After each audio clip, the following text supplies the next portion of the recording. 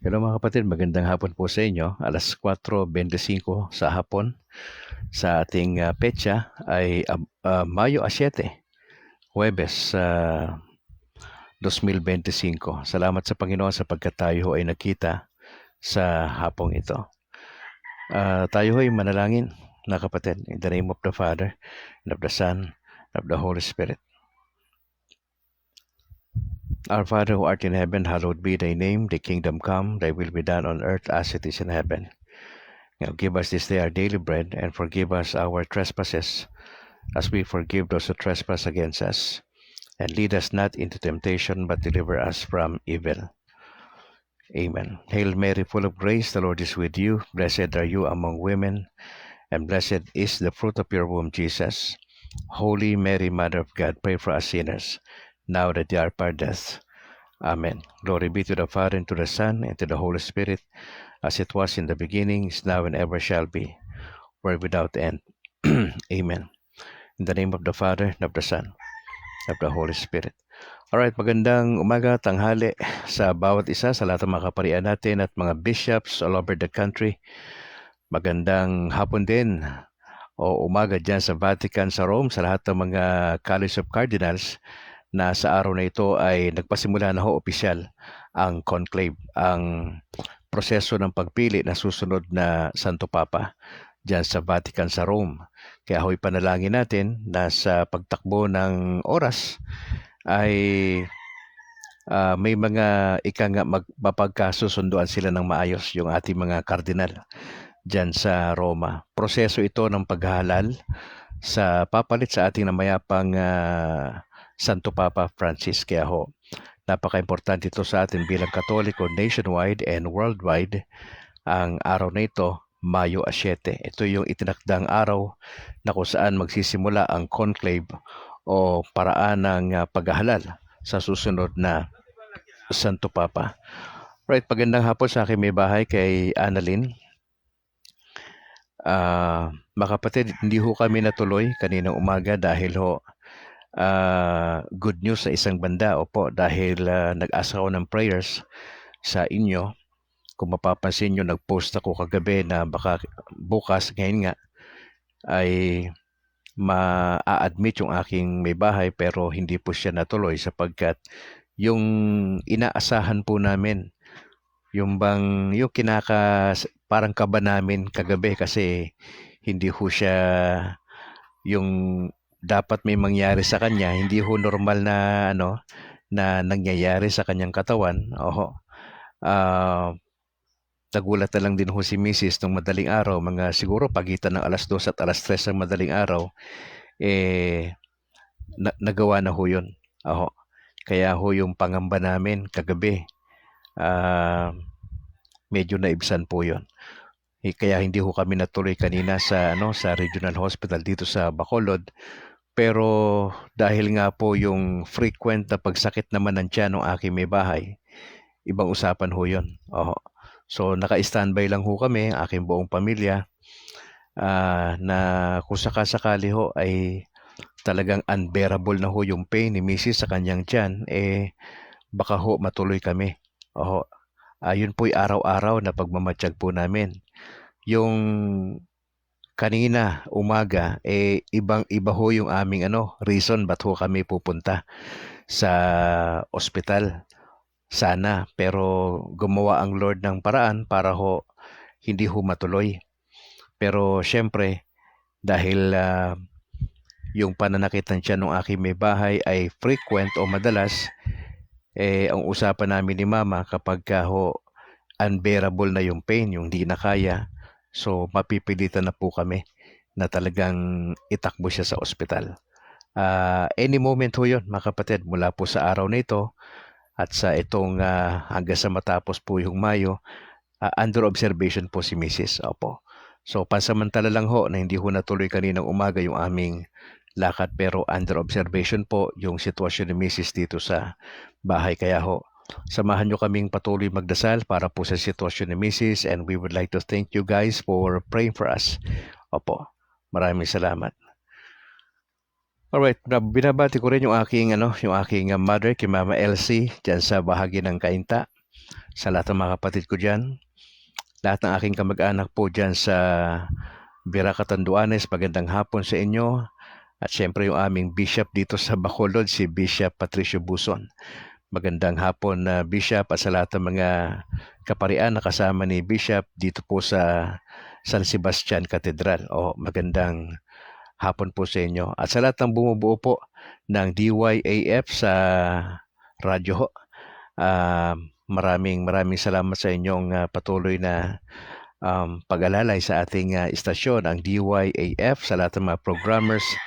Magandang umaga po kay Engineer Carlito, Engineer Joseph sa admin, saka sa technical, kay Stanley. Maraming salamat, at sa ating General Manager na si Reverend Father Dominic Dramas. At sa lahat po ng mga programmers, magandang hapon po sa inyo mga kapatid, at samanawa tayo ng Panginoon Diyos sa ating mga ginagawa para sa Panginoon dyan sa DYAF. Sa lahat po ng bumubuo ng Catholic Faith Defenders Nationwide, magandang hapon po sa inyo. Kila Reverend Father Darwin Getgano, Wendell Talibong, kay Jando, kay Kenneth Bustamante, kay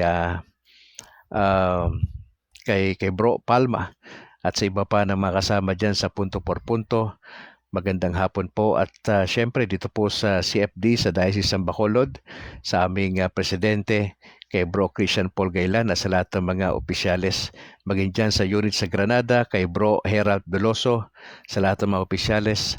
Salamat dyan sa Talok, kay Bro Hamili, at sa lahat po ng mga opisyales. Maraming salamat po. Siyempre si Doc Ray Antila, Doc Tavares, at sa lahat po ng mga kasama natin, magandang hapon. At sa ating spiritual advisor na si Reverend Father Brethren Ray Gamala, maraming salamat po. Maraming salamat, Noel, for joining sa ating broadcast, bro, at sa lahat ng mga kasama natin this afternoon. Medyo alanganin ho tayo nakapag-broadcast. Supposedly nasa ospital kami, pero hindi ho kami natuloy. Opo. At salamat sa Panginoon sa kanyang intervention at sa inyong mga dasal, mga kapatid. Opo, maraming salamat.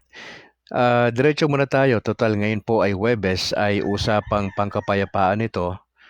Ay bago tayo dumako doon sa ating gospel for today, ay hayaan yung sabihin sa inyo ang isang press release dito o balita ng Philippine National Police na nagsampa ng cybercrime complaint sa Davao City na nagbabala laban sa pagkalat ng fake news.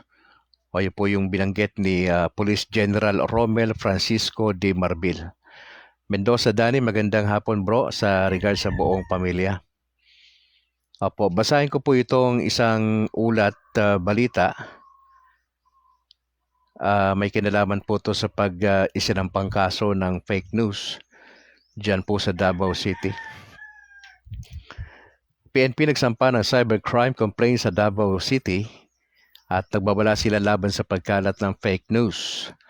Now, bilang bahagi ng direktiba ni Pangulong Ferdinand R. Marcos Jr. na itaguyod ang batas at protektahan ang digital public space sa ilalim ng bagong Pilipinas Governance Agenda, ang Philippine National Police o PNP ay gumawa ng hakbang upang sugpuin ang pagkalat ng fake news at higit pang palakasin ang kampanya laban sa mga cyber-related crime at online disinformation. Kanina bandang alas 12:20 ng hapon, nagsampa ng criminal complaint ang Police Regional Office 11 sa tulong ng PNP Regional Anti-Cybercrime Unit 11 o RACU 11 laban sa isang lalaking residente ng Davao City sa City Hall of Justice sa Ecoland, Davao City, Davao del Sur. Ang reklamo na isinampa ay sa legal na proseso ay dulot ng malinaw na paglabag sa Article 154 ng Revised Penal Code o yung unlawful use of means of publication and unlawful utterances, kaugnay na Section 6 ng Republic Act No. 10175 o ang Cybercrime Prevention Act of 2012. Ang reklamo ay tumutukoy sa umano'y fake news tungkol sa isang operasyon ng Criminal Investigation and Detection Group o CIDG at Special Action Force o SAP kung saan maling ipinahayag na humigit kumulang 30 tauhan ng CIDG at 70 SAP officers mula Luzon ang nagsagawa ng raid sa tahanan ni dating Pangulong Rodrigo Duterte sa Davao City noong gabi ng Abril at 30. Ang hakbang na ito ay kasunod sa paglunsad ng PNP ng Joint Anti-Fake News Action Committee o JAPNAC sa pamumuno ni Police Lieutenant General Robert T. Rodriguez, the Deputy Chief PNP for Operations at kasalukuyan JAPNAC Chairman. Isang inisyatiba na naglalayong sugpuin ang sinadyang pagkalat ng disinformation at maling impormasyon sa iba't ibang media platforms. Binigyan din ni PNP Chief Police General Romel Francisco D. Marbil ang matibay na posisyon ng organisasyon laban sa pag-aabuso sa mga digital platforms. Ang internet ay hindi ligtas sa taguan para sa mga lumalabag sa batas. Ang sinumang gumagamit ito para mandinlang, maghasik ng kalituhan o manggulo ay mananagot sa ilalim ng batas. Binigyan din niya ang responsibilidad ng bawat mamamayan na tiyakin at ibahagi ang tamang impormasyon. Ang kalayaan sa pagpapahayag ay hindi ibig sabihin ay kalayaan na sa pananagutan. Magpapatuloy ang PNP sa pagsasagawa ng legal at matatag na aksyon laban sa mga gumagamit ng fake news upang guluhin ang kaayusan ng publiko. Sa pamagitan ng mga espesyal na unit nito tulad ng Anti-Cybercrime Group, ang Philippine National Police ay nananatiling tapat sa pagpapalaganap ng kaligtasan ng mga digital landscape at tiyaking totoo at tama ang mga impormasyong kumakalat online. Paalala nito sa lahat, ang pagpapakalat ng maling impormasyon ay hindi lamang irresponsable, ito ay may kaakibat na parusa sa ilalim ng batas. Yan po yung balita, mga kapatid, dyan po sa Davao. Salamat sa aking may bahay, Annalyn, for joining sa ating broadcast, kay Errol Kafirma Arivir. Maraming salamat po. So pag-pray natin at sana wag tayo maging bahagi, no, tayo mga Katoliko na nagpapakalat tayo ng mga fake news. Opo, wag po. Marami hong vlogger ngayon, probably Katoliko ang karamihan dyan sa kanila, na ano-anong pinagsasabi, puro opinion. Delikado ho yan lalo na kung mambabanat ho ng mga opisyalis natin sa ating pamahalaan. Yung mambatikos ka, ang pwede lang bumatikos po yung mga legit na mga broadcaster. Pero yung pagbatikos hindi ho yung sobra na pagbabatikos. Yung hindi mo kailangang magmura doon sa mga politiko, mga kapatid, at maging personal ka doon sa pagkatao. Dapat matuto silang ihiwala yung pagkatao at yung issue. Ang pinag-uusapan dyan, yung kanyang performance ang pinag-uusapan. Hindi ho yung moral issue na. Hindi ho kasama yon. Wala na ho tayong pakialam dyan kung ano pa yung ginagawa niyan sa buhay niya, sa kanyang pamilya. Ang atin lang gustong i-critic doon sa mga alam yung nakalagay sa may code of ethics kasi ang kapisanan ng mga broadcaster sa Pilipinas. Itong mga vlogger na ito, wala naman pong kamalay-malay yung mga yan. Nandyan lang ho sila para mag-vlog, para makapag-content, pero nakakasira na pala sila sa proseso. Hindi nila alam Tapos sasabihin nila malaya sila. Malaya saan? Hindi naman wala naman talagang formal na pag-aaral itong mga ang iba sa kanila. Opo. Yung mga may formal na pinag-aralan sa Masscom, journalist, sila yung mga legit na pwedeng mag-critic sa gobyerno. Pero may sistema ang sinusunod yan. Hindi ho basta makapag-critic okay na yon. Hindi ho. May pananagutan po sila sa gobyerno. Lalo na yung issue nila ay wala hong pinagbabatayan, walang facts. Pag opinion ho yan, delikado ho yan. Maski na opinion, sumusulat ka sa periodiko, nagsasalita ka sa likuran ng mikropono, dapat nabasa yung Code of Ethics ng KBP o Kapisanan ng mga broadcaster sa Pilipinas. Kaya mag-ingat tayo mga kapatid tayo mga Katoliko na mahilig kayong mag-repost ng mga bali-balita na hindi naman kumpirmado, sasabit ho kayo dyan. Ako na nagsasabi sa inyo, huwag niyong antayin na kasuhan po kayo ng cyber libel Delikado ho kasi yan pag nagpo-post kayo Kasi paborito nyo yung vlogger, nag-post kayo, nirepost nyo, sasabit ka dyan, maniwala ka sa akin. Kung di ka naniniwala, edi siguro pag nasample lang ka, saka mo sasabihin, tama sinabi ni Brad Calix. Maging maingat ho kayo. Kasi grabe yung paglaganap ng mga fake news sa ating panahon gamit ang social media. Ingat kayo mga kapatid. Huwag kayong basta magpo-post na mga hindi kayo sigurado. Yan. Alright, update tayo sa ating halalan. Mga kapatid, may estimated na 68 million na botante sa Mayo 12. Tandaan nyo po yan, May 12 ang nating national election. Nasa 18,000 po na mga officials yung ating ang mauupo sa buong nationwide po ito, no, mga kapatid. 12 sa mga senador ang kailangan natin. May natira 12 at meron tayong pagpili na 12. Kung ako sa inyo, manmanan niya ninyo, maraming tumatakbo sa Senate, even sa party list, dapat may listahan na kayo, may kodigo kayo. Kasi posible makalimutan nyo yan, kaya allowed naman yan doon na may kodigo ka. Pero yung ibinibigay doon sa labas ng mga paraphernalia, hindi pwedeng dalhin yun sa polling precinct. Pero yung halimbawa, meron akong ganito, at nakalagay na dito yung 12 kong senador, walang problema yon kasi kodigo mo lang yun Pero yung binibigay doon sa labas ng precinct, polling precinct, na binibigay ng mga kandidato, bawal yun dalhin doon sa loob. Dapat ganito lang, nakasulat for katulad ko, hindi na ako masyadong, lalo na, ang karamihang iboboto ko sa Senado, mga bago mga newbie. Kung gusto nyo malaman kung sino iboboto ko, bulong-bulong lang tayo ha. Hindi tayo pwede magsabi rito sa online ha. Opo, yan. 254 po na district representatives nationwide yung kailangan natin at 63 party list. Pero pagka naglista ka, isang party list lang hindi 63. 63 additional party list yung kailangan sa Pilipinas, pero isa lang yung iboboto nyo na party list.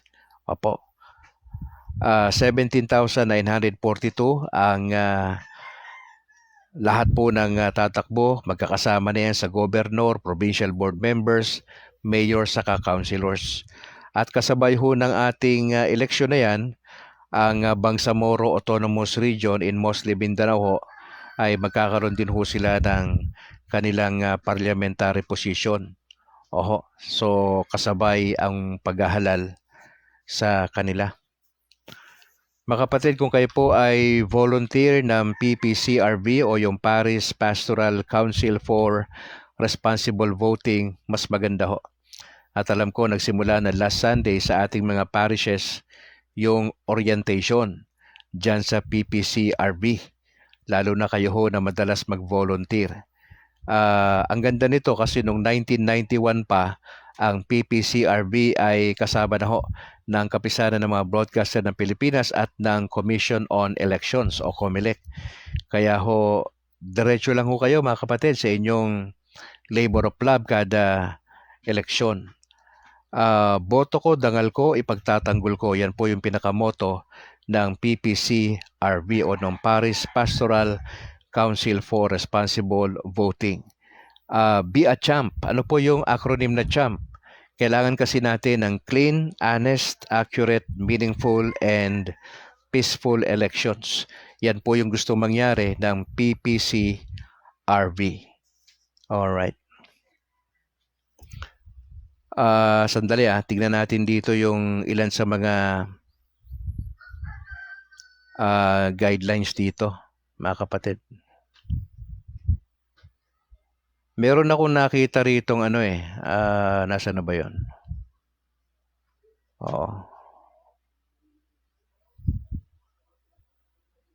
Meron ditong panata ng isang responsableng botante.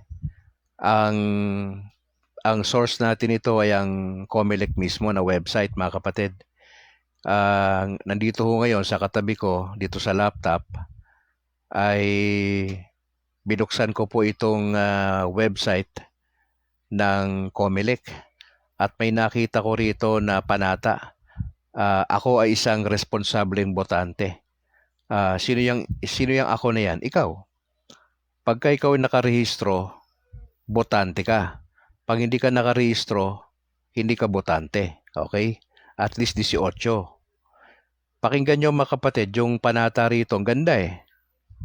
Sabi rito, tungkulin kong pataasin ang aking kamalayan o yung awareness sa wikang banyaga sa mahalagang isyong pambayan upang mas maging makabuluhan ang aking boto tuwing halalan. Ano raw? Responsibilidad natin pala bilang botante o tungkulin ang alin? Na pataasin ang ating kamalayan, yung ating awareness. Saan? Maging aware ka dapat saan? Sa mahalagang isyong pambayan. Upang mas maging makabuluhan ang aking boto sa tuwing halalan.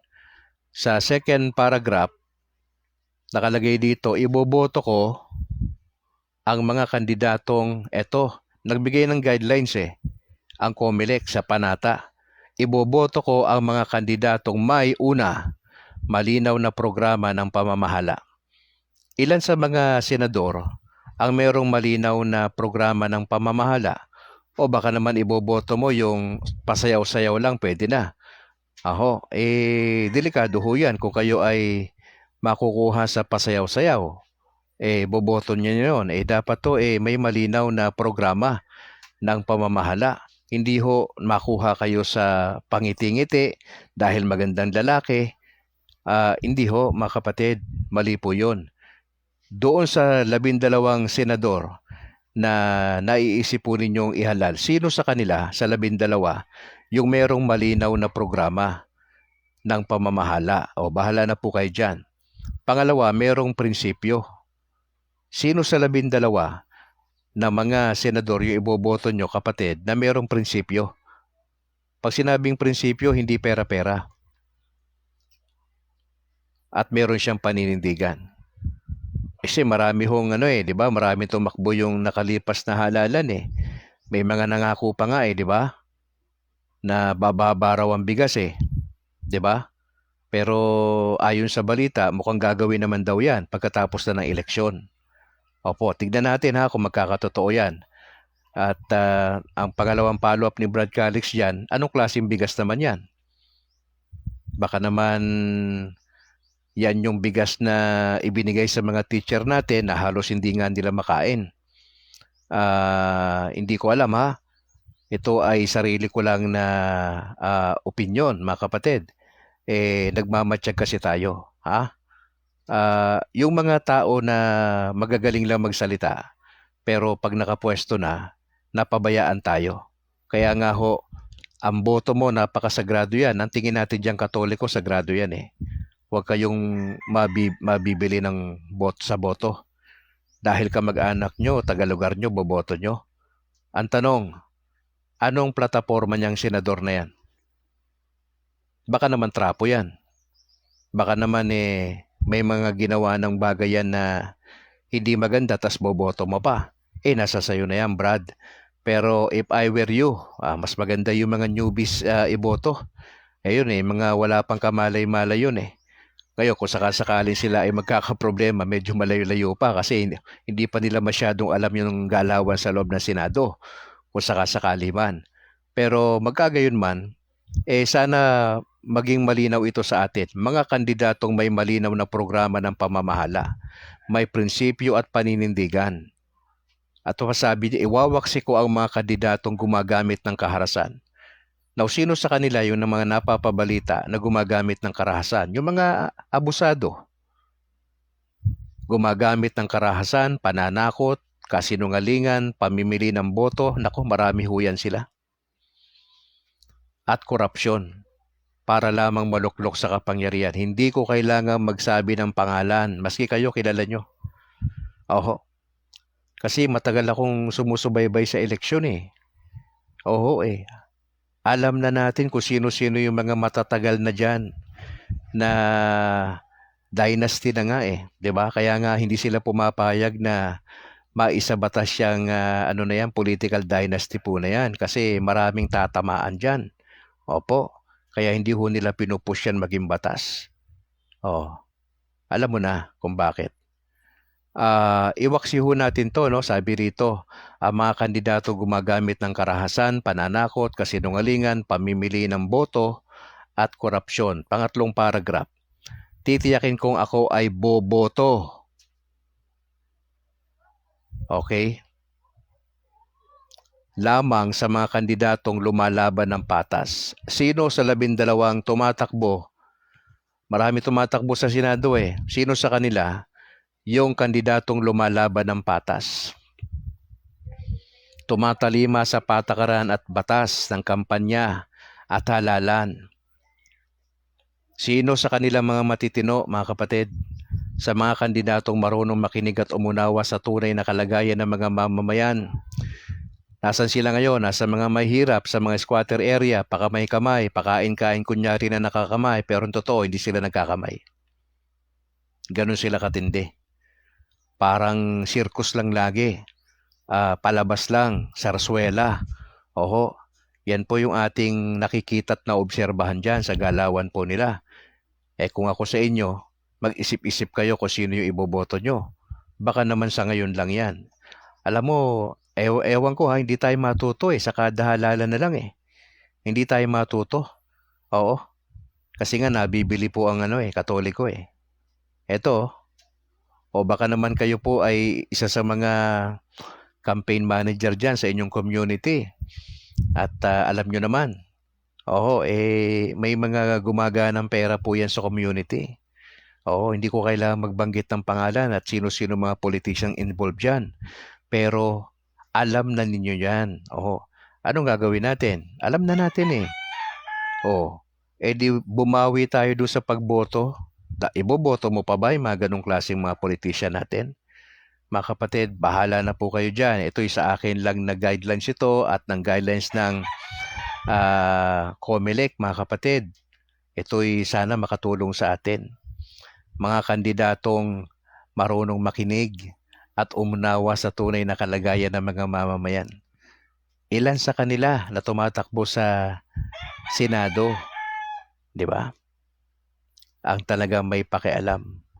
Sapagkat ako ay responsableng botante sa paragraph number 5, uunahin ko ang interes at kapakanan ng bayan at ako ay boboto ayon sa dikta ng aking konsyensya. Dalawa binabanggit yan, mga kapatid. Kung talagang responsable po tayong botante, ano uunahin natin? Interes at kapakanan ng bayan. Bayan muna. At sabi rito, tayo ay boboto ayon sa dikta ng ating konsyensya. May konsyensya ka ba, kapatid, bilang Katoliko? Pag sinabing konsyensya, ito yung paraan ng pagpili ng tama at mali. Nadi-discern mo ba kung ano yung mali? Nakikita mo ba kung ano tama? Depende ho yan kung gaano po kayo kalalim sa relasyon nyo sa Panginoong Yesus. Yung konsyensya, built-in naman lahat sa atin yan. Lahat tayo may konsyensya. Ang tanong, gumagana ba ang konsyensya? Lalo na dito sa pagboto natin. May konsyensya ba o natakpan ng pera yung konsyensya natin? Delikado ho yan, mga kapatid ha. Ito'y paalala lang ni Brad Calix at ng COMELEC. At sana nga ho ay makatulong sa atin ang bagay na yan. Time check, alas 4:53 ng hapon. Tayo ho ay dediretso na, mga kapatid, sa ating Gospel for today. Tayo po ay nasa John chapter 6:35-40. Sabi po dyan sa wikang banyaga na Jesus said to the crowds, I am the bread of life. Whoever comes to me will never hunger. And whoever believes in me will never thirst. But I told you that although you have seen me, you do not believe. Now everything that the Father gives me will come to me, and I will not reject anyone who comes to me, because I came down from heaven not to do my will, but the will of the one who sent me.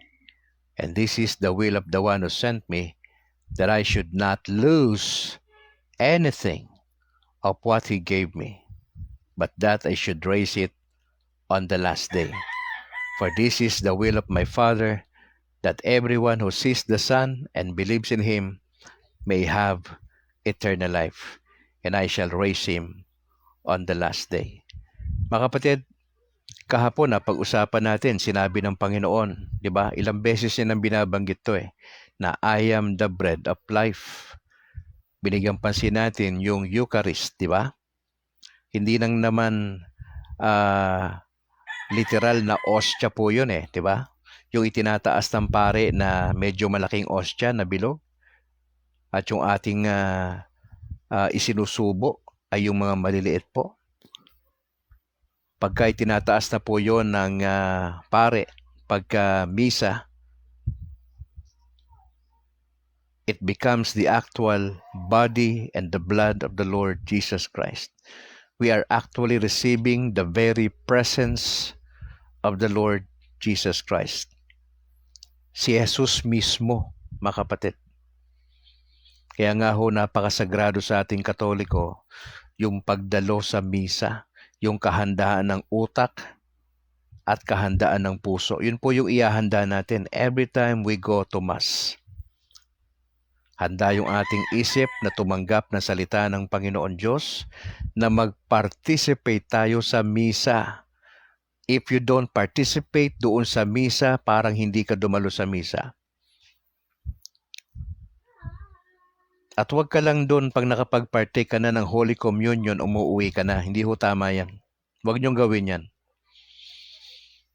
Konsagrado yan. Simulan mo sa umpisa.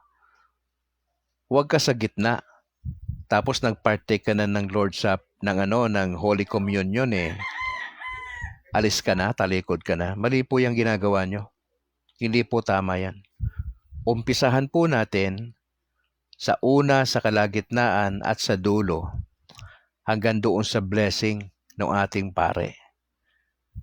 Pero ang pinaka-highlights mo ng misa ay ang liturgy of the word at yung Eucharistia po, mga kapatid. I am the bread of life. Si Jesus po yan. Siya ang tinapay ng buhay. Sa atin, bilang seryosong Katoliko, Jesus is our life. It speaks of relationship. It speaks of communion, yung pakikiisa natin. Kaya nga ho, kung seryoso tayong Katoliko, mga kapatid, sa totoo lang, meron kang desire to know Jesus more. Not only Jesus, kundi yung kanyang nanay at yung nanay ng simbahan, which is a Virgin Mary. Hindi lang yun. Meron kang desire to know Jesus and His mother at yung turo ng simbahan. Meron ka ring desire na to be part ng evangelization, mga kapatid. Napaka-importante ho itong pinag-uusapan natin.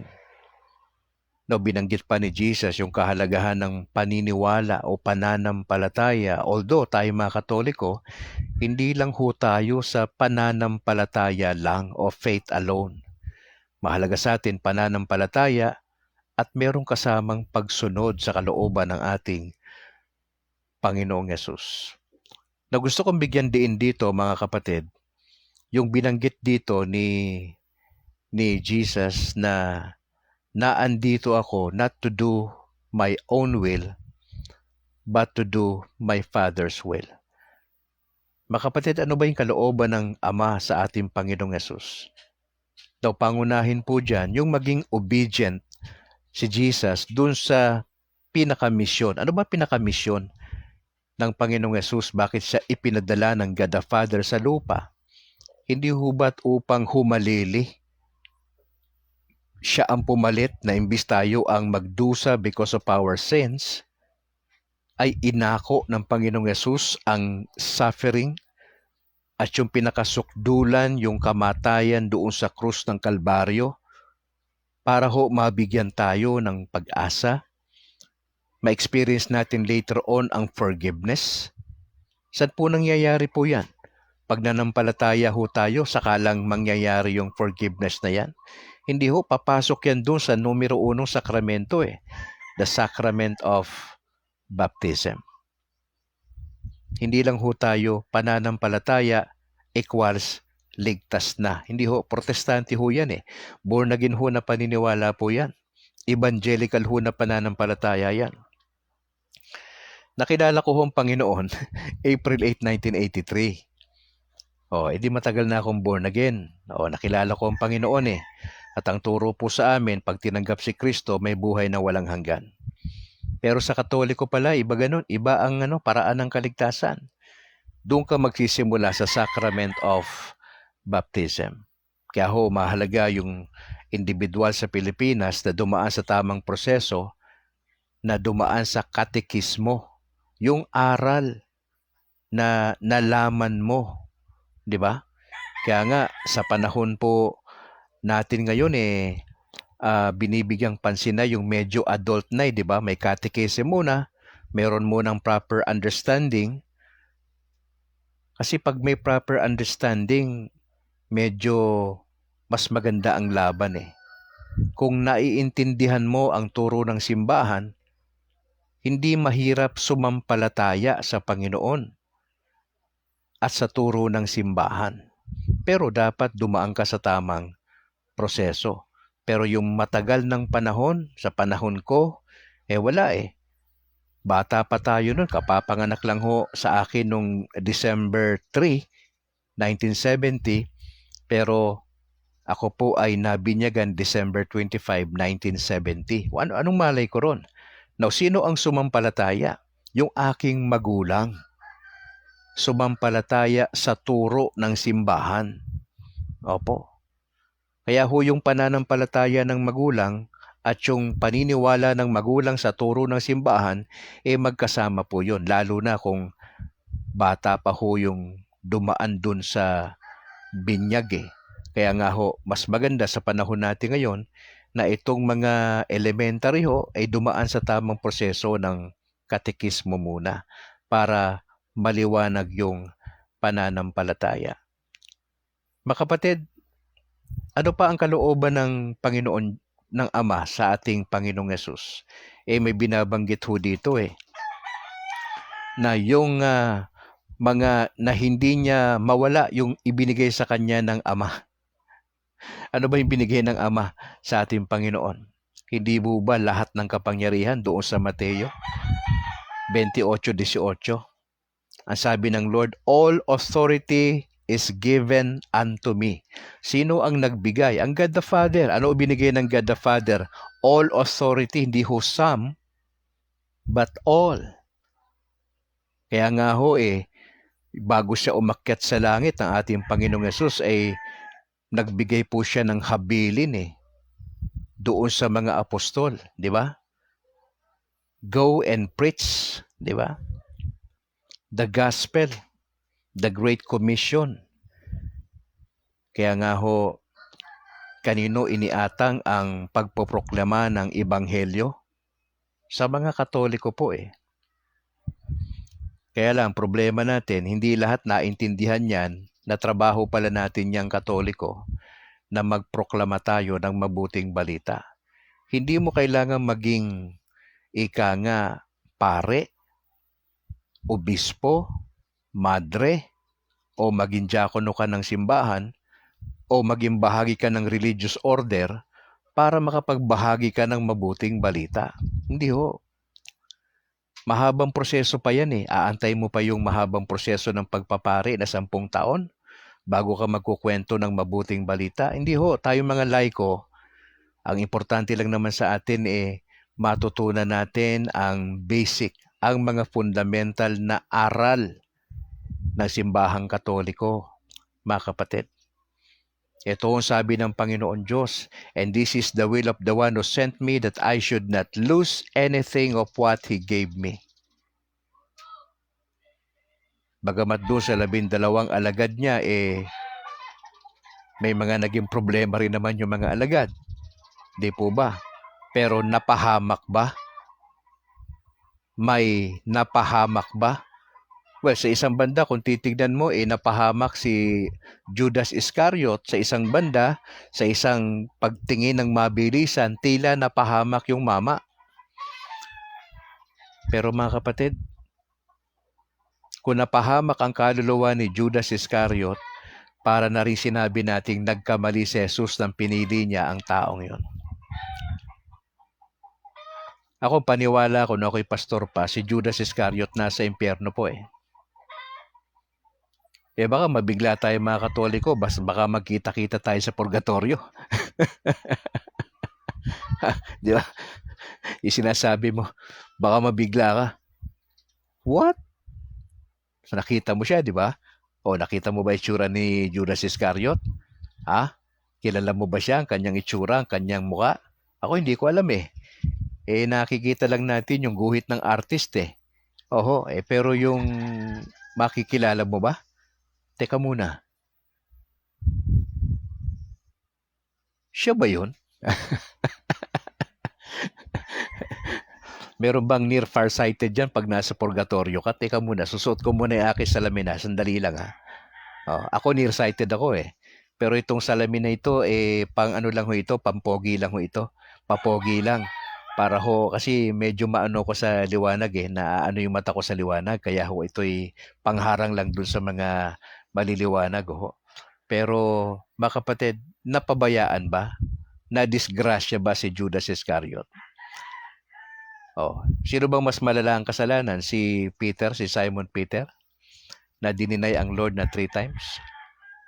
Pero mapansin mo, nakabalik eh. Di ba? Do you love me? Do sa dyan, di ba? Do you love me? Feed my lambs, feed my sheep, di ba?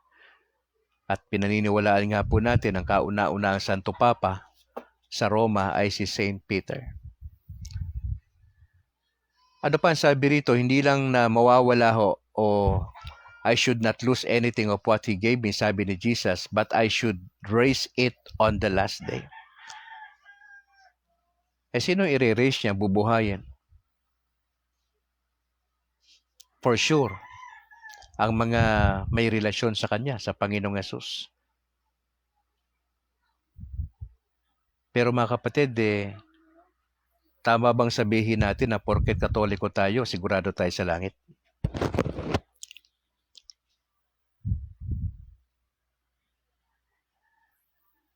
Pwede ba natin sabihin, Brad, Katoliko ako, parents ko Katoliko, angka namin Katoliko kami.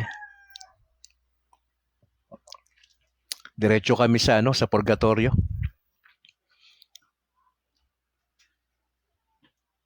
Sino ba magde-determine kung tayo ay nasa magandang sitwasyon later on? Tayo ba?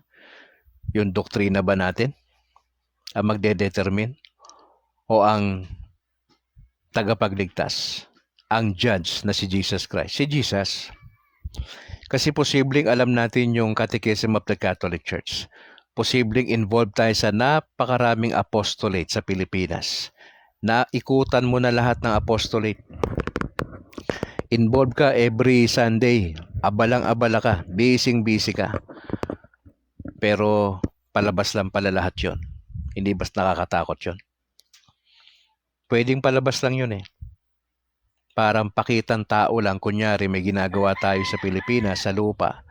Pero ang totoo pala, ang gusto natin, yung glory papunta sa atin. Hindi pwedeng ganun. Kaya nga, ang magpapasya sa dulo, hindi yung accomplishment mo sa lupa eh. Hindi yung good works mo eh. Kundi eventually, pag namatay ka, humarap ka sa Panginoon Diyos, ang ultimate judge natin, si Jesus. Wala tayong kawala ron. Kaya ako sinasabi ko nga sa inyo, di ba? Subukan nating mabuhay as if bukas haharap ka na sa Diyos. Pagka gano'n ang mentalidad mo bilang Katoliko, mag-iingat ka sa buhay mo araw-araw. Kasi mamayang gabi, baka last na tulog mo na yon. Baka itong araw na ito, last mo na makinig kay Brad Alex. At bukas wala ka na. Pag namatay ka, antimano, haharap ka sa Panginoon Diyos. Walang delay yan. Pag namatay ka, antimano, magseseparate yung katawan mo. At yung kaluluwa mo, haharap ka sa ating Panginoon. Hahatulan ka kaagad. Pag after ng personal judgment na yan, doon mag-decide si Lord kung saan ka pupunta. Hindi ka pakalat-kalat sa Pilipinas. Hindi. Hindi mo kailangang kumalat dito bilang espiritu. Pakalat-kalat ka pa. Pag namatay ka na, kakalat ka pa ng ilang araw dyan sa Pilipinas, magmo-mall ka pa. Ha? Wala nang malling, Brad. Mm. Yung malling dito lang yan pag buhay ka. At saka kung may budget ka, pwede ka. Mga kapatid, etong issue ni Jesus na ang kanyang gustong gawin ay yung kalooban ng Diyos. Mga kapatid, usapang matino bilang Katoliko, si Jesus obedient eh. Tayo obedient ba tayo sa kalooban ng Diyos? Ako wala akong gustong sabihin dyan kasi gusto ko lang mag-ingat ako sa sarili ko. Kasi mas natatakot ako ngayon bilang Katoliko kaysa dati. Kasi dati may assurance eh. Yung kagad yung tinuro sa amin, pag sumampalataya ka sa Panginoon, may assurance of salvation ka eh. May ganong turo eh. Pwede mo kagad matiyak ngayon na ligtas ka. Eh sa turo na simbahan, hindi ganon. May 3 tenses yung salvation natin. We have been saved, past tense, history na, tapos na, ligtas na tayo. Yun yung unang bahagi. May 2 pa eh. We are being saved. Ito, pangkasalukuyan, tayo ay kasalukuyang inililigtas ng ating Panginoon Diyos. Kaya required sa atin yung obedience. May pananampalataya ka sa Panginoon, may pananampalataya ka sa turo ng simbahan, involved ka sa different apostolate, pero pwedeng show lang yon. Pwedeng palabas lang yon lahat. Pero hindi pala tayo obedient sa ating Panginoon. Kaya ho nagre-require to sa ating lahat magsimula sa magiging bagong Santo Papa natin. Meron ng conclave sa araw na ito, May 7 sa Vatican, yung College of Cardinals. Nagsimula na ang proseso ng paghahalal sa susunod na Santo Papa. Magsimula sa Santo Papa, papunta sa mga cardinal, sa archbishop, bishop, sa mga priest, sa mga deacons, at sa laiko na katulad mo. Lahat tayo required na magkaroon tayo ng absolute obedience to the will of God. Hindi yan selected lang.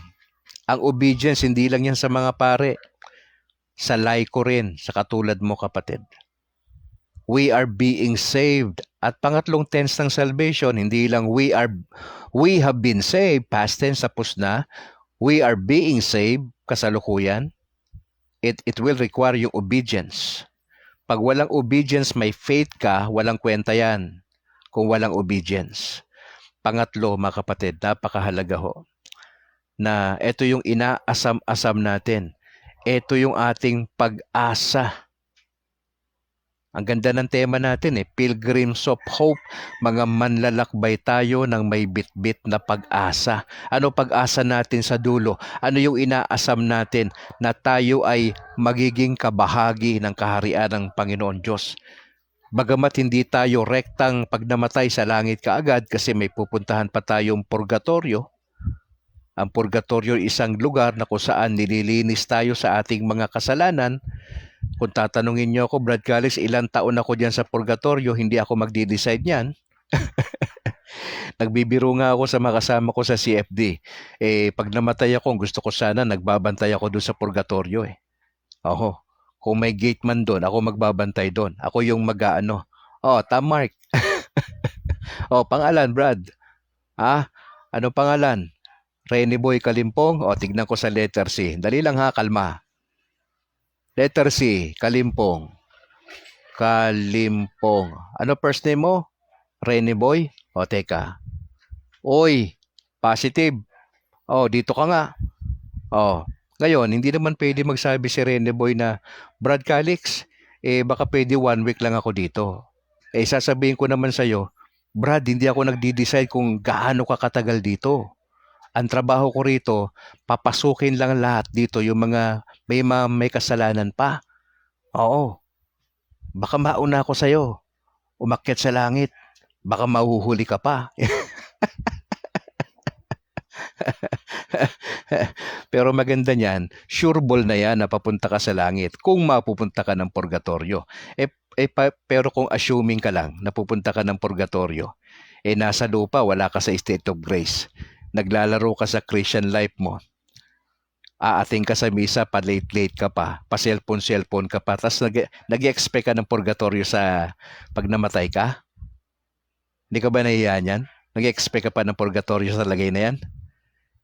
Lumalaban ka nga sa parents mo di ba? Binabastos mo nga yung boss mo Aasa ka pa dun sa purgatorio? Pag walang obedience, Brad, delikado. Ganun lang kasimple. Pag wala tayo sa state of grace, delikado po tayo. Kaya bantayan natin. Mga kapatid, as I close, marami tayong pwedeng pag-usapan Yung mga sinasabi ko rito, mga kapatid, more on personal reflections lang ito Iba yung sinasabi ng pare. Okay? Kino-connect pa niya yan dun sa first reading, sa second reading. Ako nagfo-focus lang ako sa gospel. At ang kinukuha lang natin dito, yung mga general principles lang na pwedeng ma-apply natin bilang Katoliko. Kaya baka yun ang naobserbahan nyo. Yun yung ginagawa ko, mga kapatid. Opo. Salamat lang sa Lord kasi nga meron tayong avenue to do that at dito yan sa broadcast natin.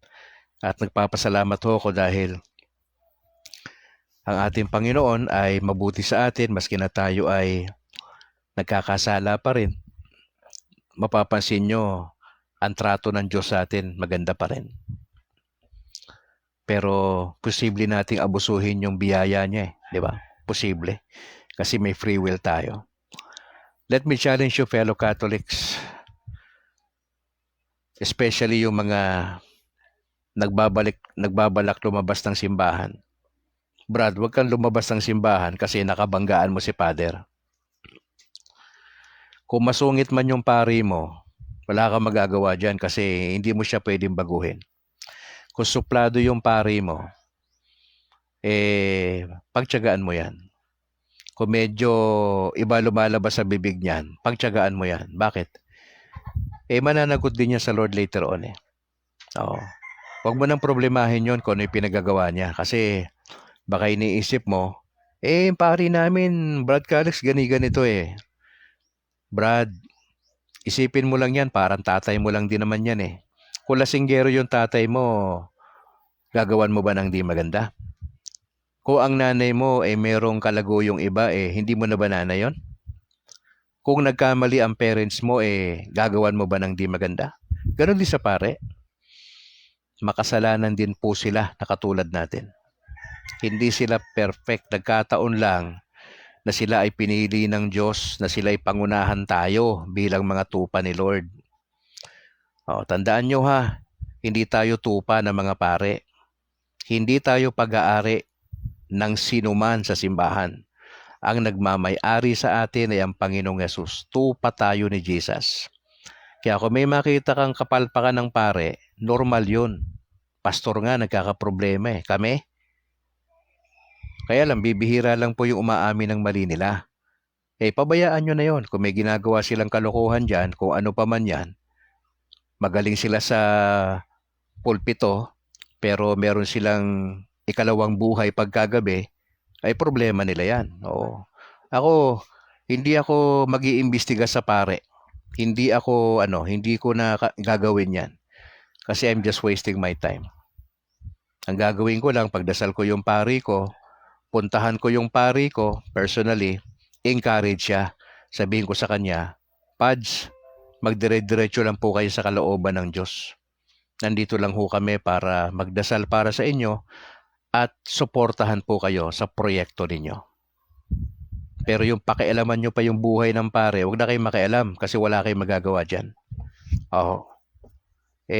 Malayang gawin nila yung bagay na gagawin nila, pero sa atin, mga kapatid, please, mind your own business.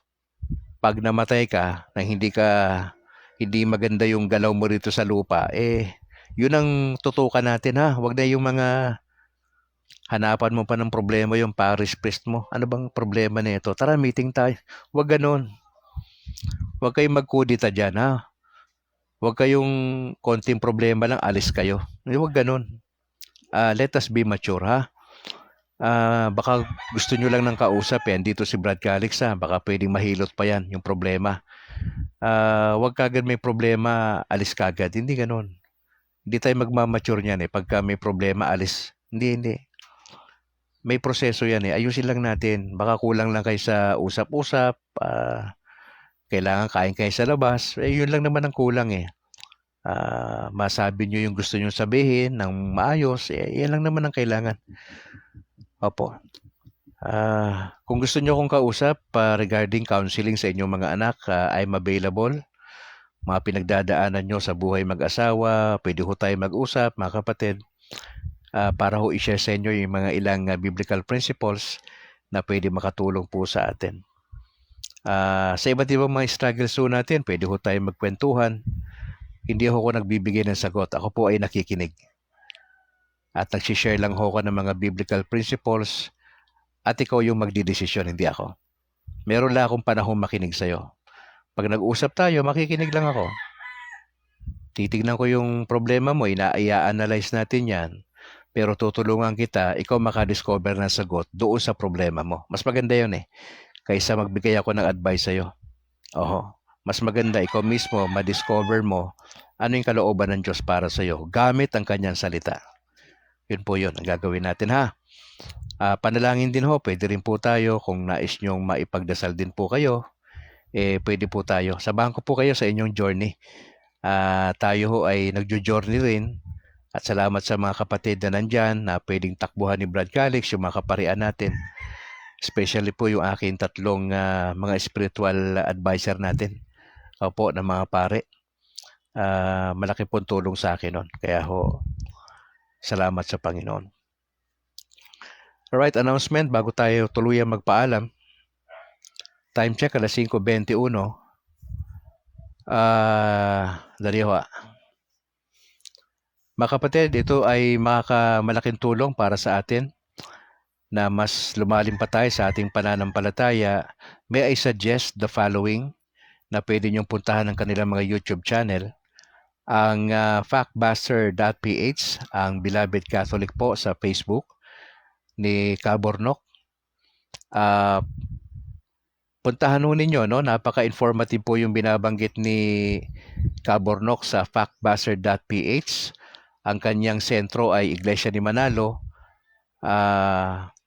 ang MCGI at ang Seventh-day Adventist. Pero ang kanyang focus po madalas ay Iglesia ni Manalo. Puntahan niyo po siya sa YouTube channel niya. Ang katotohanan ay ating pag-usapan ni Romel Palma. Ang Mr. Curious din ho, pwede kayo dyan. Ang punto por punto ni Reverend Father Darwin Gitgano. Ang pananampalataya at katuwiran ni Wendell Talibong. Opo.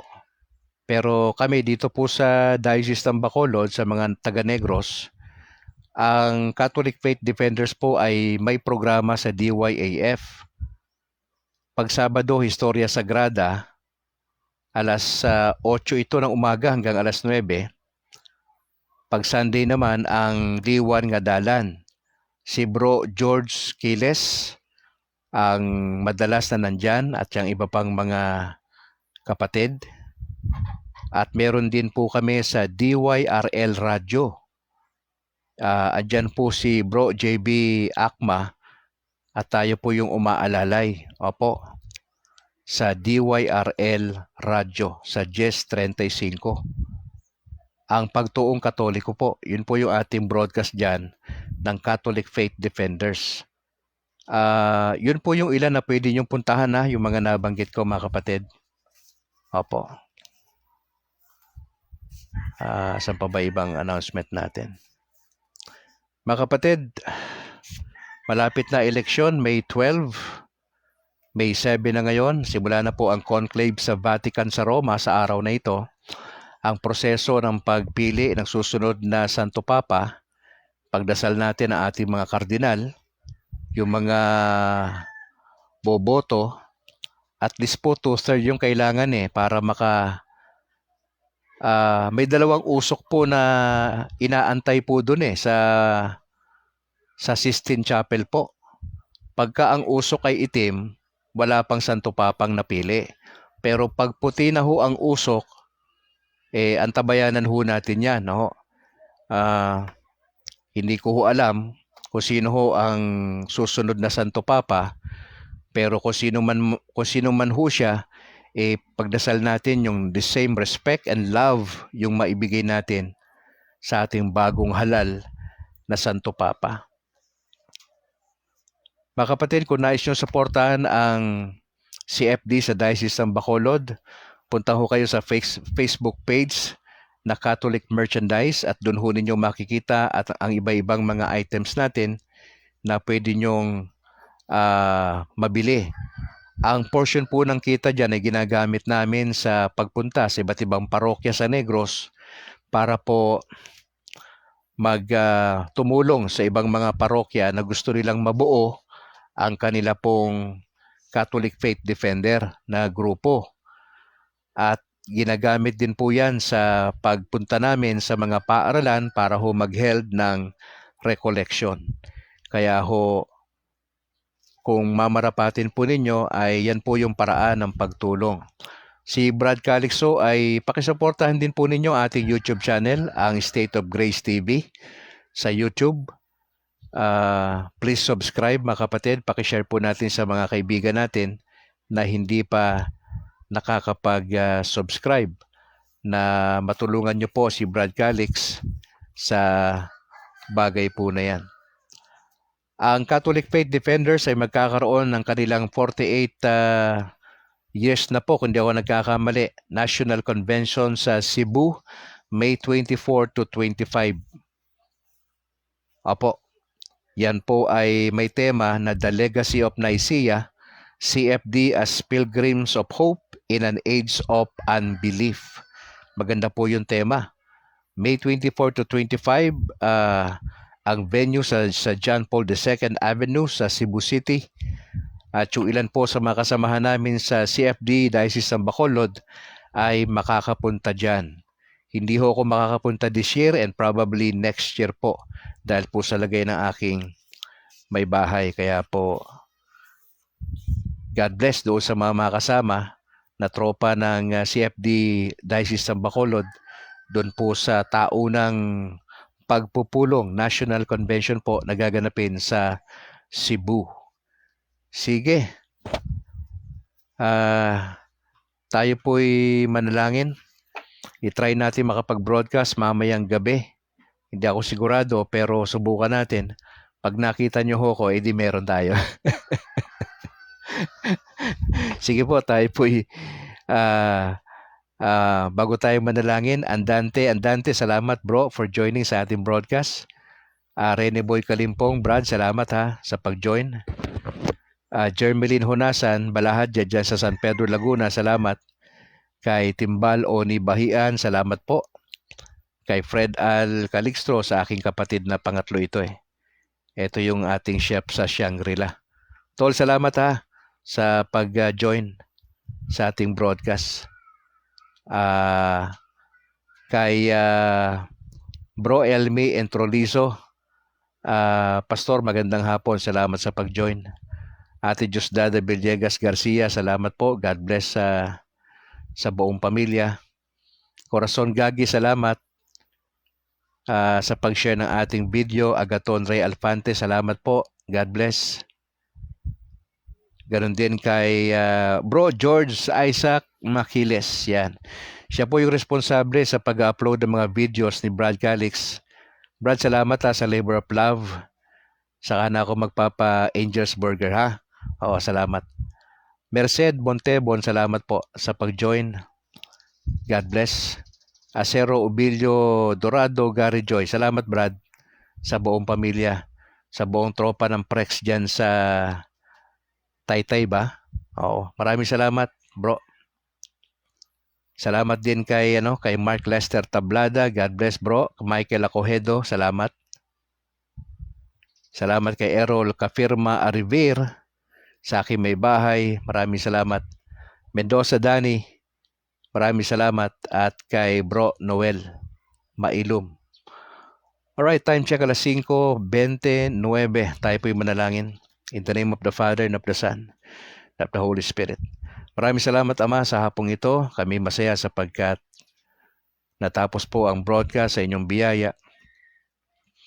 Patuloy kami nagdadasal sa aming mga kardinal sa Roma, sa Vatican, sa nagsimula na ho na conclave ang proseso ng pagpili ng susunod na Santo Papa. Nagdadasal kami na makapag-decide po sila ng maayos. Pag-pray namin sino bang susunod na Santo Papa, ay maibigay namin yung kaparehas na respeto at pagmamahal, katulad ng ibinigay namin kay Pope Francis. Nagdadasal ho kami ng magandang kalusugan sa bawat isa sa kanila. Praying po kami sa aming mga obispo at mga kaparian sa Pilipinas. Kayo po ang magbibigay ng talino at gabay na magampanan nila ang kanilang tungkulin bilang mga kahalili ng Panginoon sa lupa. Nagdadasal po kami ng magandang kalusugan sa mga kasama namin sa broadcast this afternoon. Yung nalalapit po na halalan sa Mayo 12, pagpalain nyo kami na sana ho maaga pa kami doon. Alas 5 ng madaling araw ang simula hanggang alas 7 sa gabi ang pinakadulo. Pag-pray po namin yung aming news coverage ng DYAF sa 12, kasama ang PPCRB, ang mga volunteers. Pagpalain nyo po. Sana ho maging maayos ang lahat. Praying po kami sa ginaganap na klase na pagtuturo ng mga CFD sa lugar ng Granada, yung mga tagapagsalita po namin sa mga susunod na linggo ay pagpapalain nyo. Dalangin po namin na kayo ang siya magpala sa National Convention sa Cebu etong June.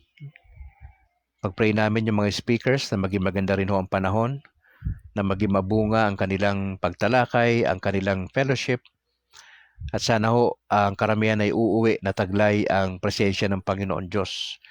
At palakasin nyo nga po ang buong puwersa ng Catholic Faith Defenders nationwide. At dito sa Diocese ng Bacolod ay tulungan nyo kami na maging patuloy kaming modelo sa kabuuan sa Negros Occidental at sa Oriental. Panalangin po namin na makagawa kami ng mga hakbang kung paano tulungan ng ibang mga lugar na magkaroon sila ng sarili po nilang CFD na talagang kaya po nilang ipagtanggol ang pananampalataya laban sa mga anti-Catholics. We would like to thank you, Father, for this afternoon. Salamat po, Mama Mary, for praying for us. Salamat po. At kami dumadalangin patuloy na samahan po ang lahat ng may mga karamdaman, especially ang aking may bahay. Maraming salamat po sapagkat hindi natuloy ang plano sana naming ospital kaninang umaga dahil po answered prayer po yung pinagdasal namin kagabi at nung mga iba't ibang kapatiran sa Cabrad na talagang tumulong sa aming magdasal sa sitwasyon ni Mrs. Pero praying din po kami sa kanyang patuloy na nararamdaman na pagsakit ng kanyang tiyan na patuloy. At under observation pa rin si Mrs. sa mga oras na ito. At kung ano man ang kalooban nyo para sa kanya, ay ang aming panalangin ay mangyari po ang inyong kalooban para sa kanya. Maraming salamat. Patubayan nyo po ang bawat isa. Salamat sa broadcast na ito. Pagpalain niyo po ang bawat isa sa amin. We pray this in Jesus' name. Amen. Amen. In the name of the Father, and of the Son, and of the Holy Spirit. Mga kapatid, maraming salamat sa pag-join. Pakishare yung ating video. Salamat for joining. Try natin mamayang gabi na magkaroon tayo ng ating broadcast para sa ating usapang Katolisismo. Sa ngalan po ng aking may bahay na si Annalyn Brad Calix mula rito sa Negros Occidental. To God be the glory. Ingat po kayo. And bye for now.